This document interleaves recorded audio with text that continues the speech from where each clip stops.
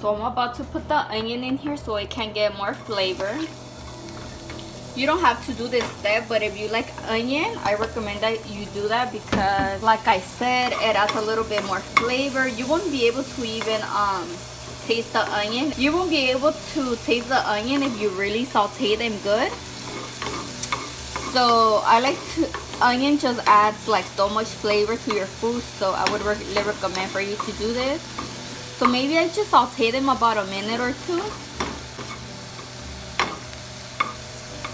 Once they start to get just a little bit translucent, I add the soy chorizo. So I'm gonna add this soy chorizo from Reinaldo's. I actually have some that's open, so we're gonna finish this one first. And add as much as you would like. I'm just cooking for myself, so I'm probably gonna add just like this much. I know it looks weird, but trust me, it's good. Maybe a little bit more.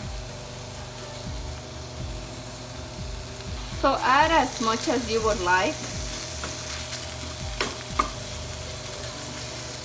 It smells like chorizo. It tastes like chorizo. Like my Mexican dad, he's not really with the fake meat or fake chicken, like that vegan chicken or vegan meat, but this chorizo, he likes it.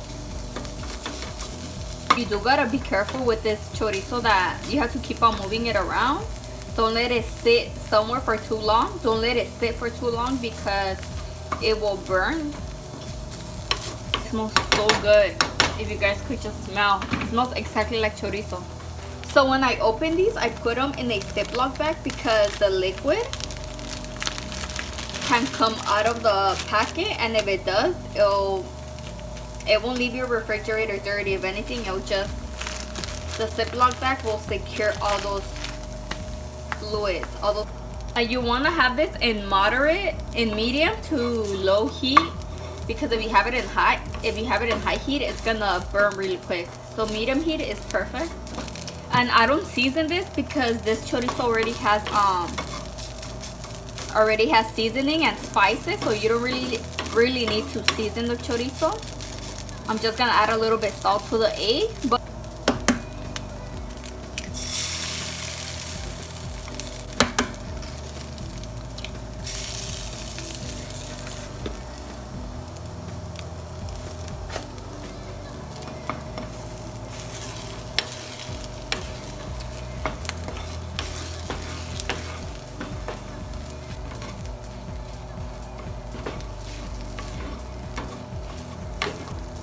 okay, so you can make a burrito if you want.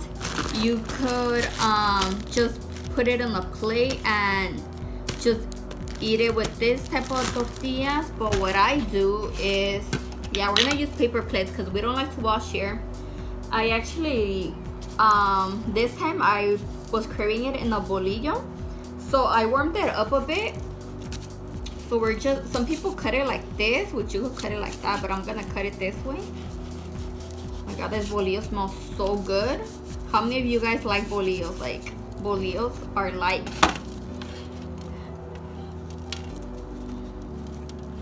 So usually I remove the inside part of it. Uh-oh. Just be careful because, one, because it's hot, and two, because you don't want to rip out this part like I did. Doesn't matter. We're still gonna work with it. This is so good. So what I like to do is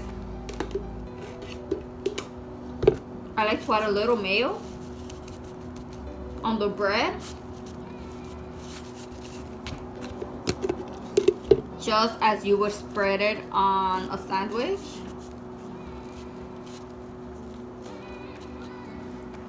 And after that,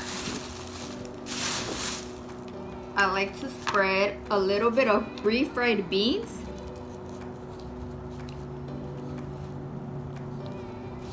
And now the good part comes in.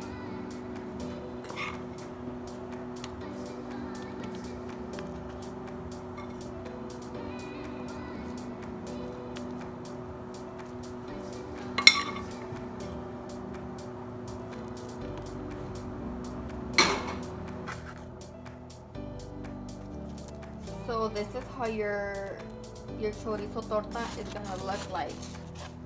It looks a little messy, but trust me, it is so good. Oh my god, let me taste this. So good. That is how you make a chorizo torta. That is how you make a chorizo con huevo torta. You can also add potatoes to this. It is so good, but with a jalapeno and oh god, this is breakfast for champs. Okay, so you can also add some tapatio to this. I love tapatio, so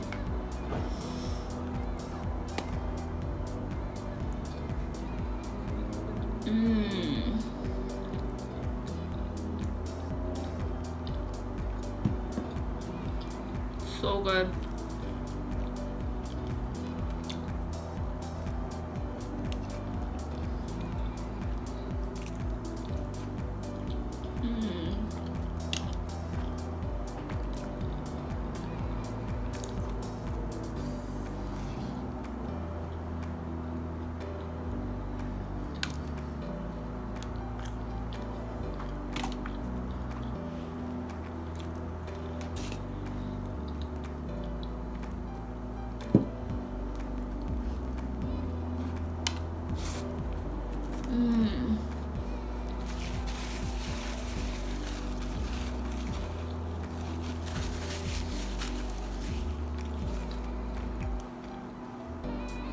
So I'm just gonna finish my torta de chorizo con huevo, and like I said, you can add potato to this. It is so good as well.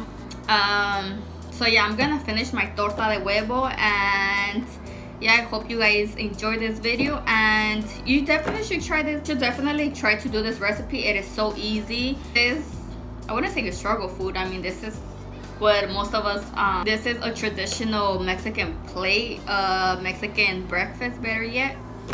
So let me know how you guys like this breakfast idea, and yeah, until next time.